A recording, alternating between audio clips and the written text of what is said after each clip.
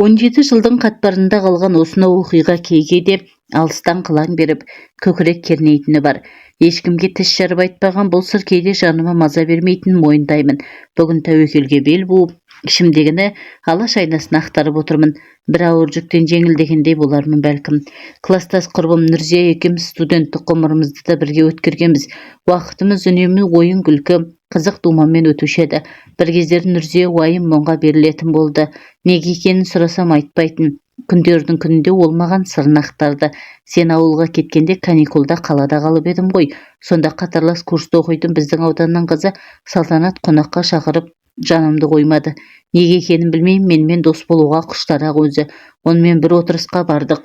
Оның ауылының жігіттері көп болды. Салтанат мас болып қалды. Тек Салтанат қана емес, әлгі жердегінің бәрі мас. Салтанат бір жігітпен құшақтасып ұйықтап қалған соң, мені бір жігіт мазалай бастады. Көне қоймаған соң күш салуға көшті. Оның менімен арпалысып жүргенін көріп, екіншісі болыса кетті. Сөйтіп әлгі екеуі мені кезек-кезек зорлады. Сол бір күнді ойласам құсқым келеді. Арақ ішіп алып теңкиіп жатқан Салтанатты иттің етінен жек көрем. Сол бір күнді елестесе, өз-өзімнен жеркенемін, деді Нұрзия. Мен кейін күйеуге шыққанда күйеуіме не бетімді айтамын. Денеме зорлықтың табы қалғандықтан енді ешқашан төсек рағаты махаббат дегенді білмей кететін шығармын.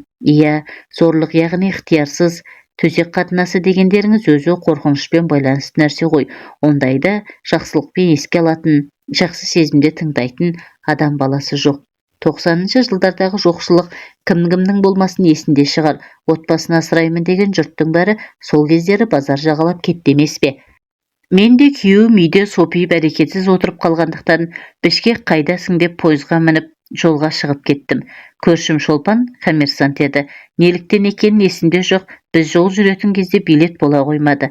Содан Шолпан, біз проводникпен келісіп жүре береміз ғой деп, билеттің жоқтығына еш алаңдамады. Купеге орналасқан менен басқа 3 әйелдің бәрі де саудагер. Егде тартқан Маша тәтей, аты солай болғанымен өзі қазақ.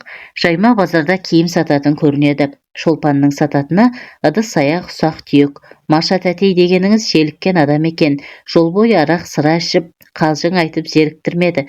Мезгіл түн болғанда ортаға тағамдарды толтырды да проводник жігітті шақырып келді. Арасында оған, мына Ғалия қандай сұлу қыз, ойнап күлсеңдерші деп мені нұсқап қояды. Мен ұялып барамын. Бастапқыда жол серіктерімнің көңілдерін қимай, ақтан-ұрттан қарап отырғанмын. Бара-бара көбірек ішейін дедім. Бірсыпыра отырдық. Бір уақытта жанымдағылар ұйқыға жатты. Әлде бір станцияға тоқтаған кезде проводнигім шығып кеткен. Мен де ұйқыға жаттым. Бір уақытта пойыз орнынан қозғалып, үйреншікті түк-түгіне басты. Осы мезгілде жаныма біреу қыстырылып жата кетті. Әлеуетті қолдар ыбыстық денемді балқытып бара жатқандай. Қарасам, жігіттік жасағысы келіп тұрған әлгі проводнигім екен. Қой ұят болады дедім. Жүр, ұйқың келмесе менің купеме барып әңгімелесейік. Жол ұзақ, деді ол. Бармасам осы жерде мазамды алып келе беретін шығар деген оймен оның купесіне бардым. Үстіңгі сөреде еңгезердей біреу қорылдап жатыр. Проводнигім сөзге келместе мені құшақтап сүйе бастады. Алпамсадай денесімен жеңіп бара жатыр. Шыны керек, менің табиғатыма әлгінің әрекеттері ұнап, денем соған икемдеп әкетіп бара жатқан сияқты. Бір уақытта киімсіз қалдым. Ол өз дегенін жасады. Бастапқыда оны қаламасам да, нәпсім өз дегенін істеп, ұятты іске жол беріп қойдық. Осы уақытқа дейін әйелдік парызымды өтедім дегенім болмаса, өзім өз болып күйеуімді қалап көрмеппін. Және дәл осындай ләззат алмаған екем. Өне бойыма бір ерекше нұр құйылды. Шу станциясынан түсіп қалған соң таксиге міндік. Боранбай атты таксишінің көлігіне отырдық. Қырық талқындап қалған азамат екен. Бішкектің базарларын аралатып жұмысымызды бітірді. Менің жүгім аз болып, басқалардікі Боранбайдың көлігіне сыймайтын болды да, олар қайтарда үлкенірек көлікке мінетін болды. Мен Боранбаймен Бішкектен Шуға жалғыз кеттім. Жолда түрлі әңгіменің басын шалдық. Бір уақытта Боранбай көлігін жол шетіне доғарды да далаға шығып келді. Сен маған кешеден бері ұнап қалдың, көңілім кетіп отыр деп тіземе алақанын салды. Қағып жібердім. Мен күйеуі бар әйелмін дедім қатқыл дауыспен. Мен сенімен қайтсем де болам. Сен үшін бағана көлігіме артық жолаушыда алғам жоқ дейді міндетсініп. Жамандайын ызам келді. Осы жолы таксиші мен проводник атаулы маған үйір болғанын естіген ойға кеттім. Денем тоңазып, бірісіп бір суыды. Боранбай бірдеңе деп отыр. Бір уақытта юбкамның етегін түріп жіберді. Киімдерін шешуге ыңғайланғанда денем тоқ ұрғандай болып кетті. Әлгіні жек көріп тұрсам да қимыл қозғалысы жаныма жағып барады. Бір уақытта өзі шешіне бастады. Мұнысын көріп тіпті дегбірім қашты. Сөйтіп ол да өз қалауына жетіп тынды. Проводникпен арадағы оқиға ішімдіктің салдарынан болды десек, мынауым не енді? Әлде бәрі қинайды деп айтқанына көне салдым ба? Айдаладағы Бішкектің жолында қайта қашып құтылатын едім. Бәрінен қызығы, осы бір ақылға қонбайтын екі ерсі оқиғаның екеуінде де ерекше ләззат алдым. Бұл сезімдерді күйеуіммен бірге ешқашан басымнан кешкен емеспін. Кей әйелдермен феминистпін, фригидпін, суықпын деп төсекте ләззатқа жете алмайтынын айтып жатады ғой. Менде де болады. Күйеуімнен төсек қатынасына барғым келсе де, денем қатып мелшиіп қалатын кездер. Ондай кездерде үстімнен төніп тұрған еңгезердей таксиші, пойыздағы проводник есіме түсіп кетсе, ғажайып күй кешем. Бұл Астанадан Алматыға іссапармен жиі келіп тұратын досымның айтқан әңгімесі. Алғашында сенгім келмеген, бірақ ант су ішкен соң сенбеске болмады. Былай дейді қысқасы: өзің білесің, мен Алматыға жиі келіп тұрамын. Фирмаларға аудиториялық тексеріс жасаймын. Бұл сондай бір тексерістен кейін болған оқиға, деп бастады досым әңгімесін. 3 адамбыз. Үлкен компанияға аудиторлық тексеріспен келдік. Басшысы жылпос екен. Құрақ ұшып қарсы алды. Ішім жеміміз солардың мойнында. 2 күн өтпей жатып-ақ, шаршаған шығарсыздар, жұмыстан кейін жуынып шайынып алыңыздар деп саунаға шақырды. Қарсы болмадық. Мұндайды талай көргенбіз. Парға кіріп бассейнге шомылып, алдымызға қойылған ас судан дәм татып, көңіл жайлана бергенде сопаң етіп 3 қыз келді. Компания басшысы оларды қарсы алып бізге таныстырып жатыр. Байқаймын, бұл қыздармен бұрыннан таныс біліс сияқты. Жігіттер, шаршап жүрсіздер ғой, мына қарындастармен көңіл көтеріңдер, әдейі шақырдым дейді. Саунадағы отырысымыз қызып сала берді. Жасыратын несі бар, арнайы шақырылған қыздар ғой, өз істерін біледі екен. Көшенің жезөкшелеріне келмейді. Киім киістері, сөздері дұрыс. Артынан компания басшысы сөз айтты: тексерушілерді осылай демалдырып қоя береміз. Мұндай әдемі қыздардың қойнына салған соң, қандай тексеруші болмасын, бізге оң көзбен қарайды. Бұл қыздар тәп-тәуір жерде жұмыс істейді, бірақ ара-тұра біздің заказды орындайды. Ол үшін қалталарына ақша салып береміз. Дұрыс екен дестік. Бір апта өте шықты. Қайтарға бірер күн қалғанда дүкен аралауға шыққанмын.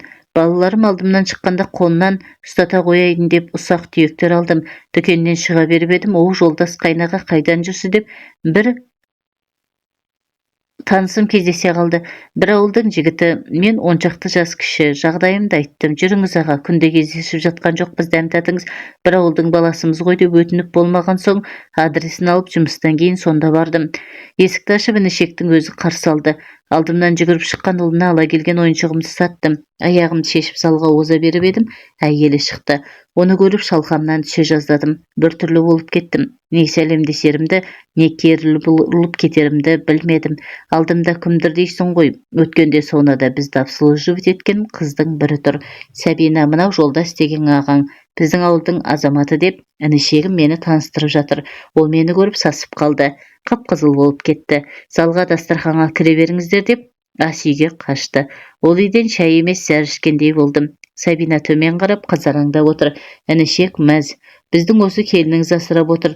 Жақсы жерде жұмыс істейді, табысы тәуір деп қояды. Ішімнен әр еркектің қойнына бір жатып жүрсе, әрине табысы тәуір деп мен отырдым. Сол саунада Сабина мені қосқанда 3 еркекті кезек-кезек обслуживать етіп еді. Сіздер секілді азаматтар жиі келіп тұрса, бізге жақсы. Компания басшысы бізде шақырады. Жақсы ақша береді. Ал біздің жұмыс саунадан келген азаматтардың құмарын қандыру деп менің қойнымда жатып біраз сырын ақтарып еді. Сол Сабина енді қызараңдап төмен қарап отыр. Інішекті аядым. Ол жарым деп ақша тауып жүр деп мәз. Ал әйелінің ана жақта не істеп жүргенін білемеген әттең. Сылтау айтып, үйден тез кесуге асықтым. Бүгін осында қонып кетіңіз дегеніне қарамадым. Бұл Астанадағы бір үлкен компанияда аудитор болып жұмыс істейтін досымның әңгімесі. Айтқан әңгімесінің өзегінде қоғамдағы үлкен шындық жатқан анық. Өйткені бүгінгі күні сырттан келетін қонаққа қыз салу жазылмаған шындыққа айналғалы қашан. Бұл соның бірі ғана. Жаз кезі. Досым екеуміз демалуға көлге бардық. Жалғыз емеспіз, мен әйелімді алдым. Үйленгенімізге 1 жыл ғана болған, баламыз жоқ әлі. Досым жүріп жүрген қызын алды. Көлікке мініп дүкеннен тамақ алып жолға шықтық. Досымның қызын бұрын көрмегем. Енді танысып біліп жатырмыз. Аты Гүлбаршын екен. Орысша сөйлейтін қыз. Сонымен көлге де жақындап қалдық. Bir уақытта Гүлбаршын біз бәрін алып шетін алмаппыз ғой. Қазір көлге жақындағанда бір ауыл болады. Сонда дүкенге тоқтайық деп ақыл айтып қалды. Окей дедім. Сосын әлгі дүкенге жақындап кеп тоқтадым. Кірдік. Әйелім мен вино ішем деді. Анау вино не болады, ақтан алайық дейді. Байқаймын ішуді жақсы көретін қыз секілді. Әйелім жоқ, мен ақ ішпеймін деді. Ол онда коньяк алайық деп 2 бутылка коньяк алдық. Сосын ол 1 жарты арақ алды. Ары кеттік. Көлге барып тамаққа тойып суға түсіп мәз болдық. Коньяк іштік. Әйелім вино ғана ішіп үйренген қыз коньякқа әрең үйренді. Ана қыз қақылдатады екен. Біраздан соң күн баттып жаттық. Әйелім екеуміз машинада, досым қызымен палаткада. Палатка машинаға тақап тұр. Біраздан соң аналар әлгімен айналыса бастады. Машинаның терезесін сәл ашып қойғам, әйтпесе қабырға ауа жоқ. Аналардың ыңқыл-сыңқыл естіліп тұр, бітіретін шығар деп әйелім екеуміз жатырмыз. Қайдан болсын, қайта өршелене түсті, ыңырсып жатыр. Алдына жан салмайтын біреу екен әлгі қыз. Біраздан соң әйелім қоза бастады. Мас қой қайтқенмен, қолыммен әлгімді ұстап уқалап жатыр. Bir қолы бұтының арасына кеткен, клиторын жыбырлатып жатыр. 2 аяғын қысып алған, менікі де қақиып тұрып кетті.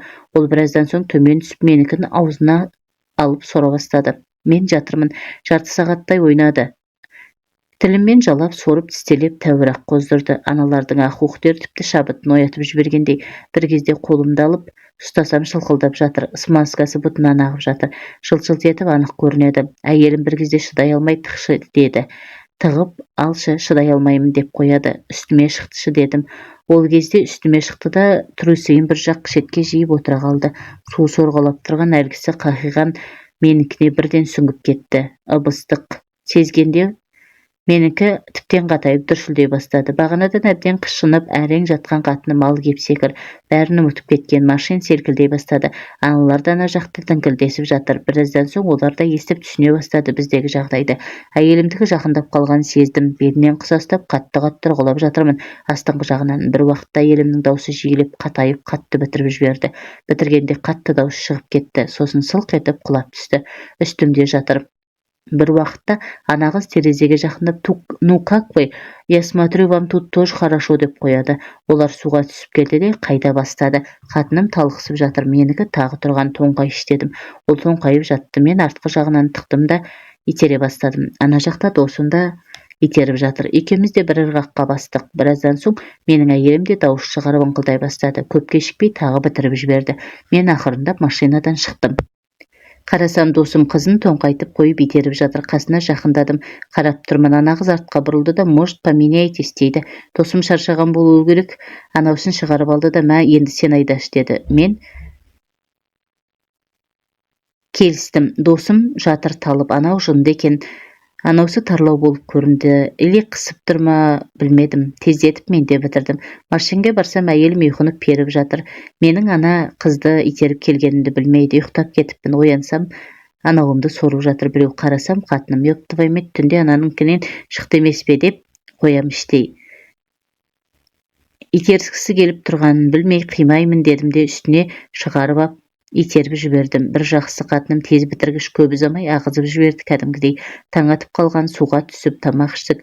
Түк болмағандай отырмыз. Bir уақытта ана қыз маған пойдем прогуляемся деп алып кетті тау жаққа. Тауға барған соң айтады: ты же женат, чё меня-то трахал? Хочешь, я все жене расскажу дейді. Не надо дедім. Тебе моя пизда понравилась дейді. Да дедім. Тогда выеби меня еще раз. Прям сейчас тут дейді. Сөйтіп, бір тастардың арасына тоңқайтып тұра қалды. Итеріп алдым, жатырмыз.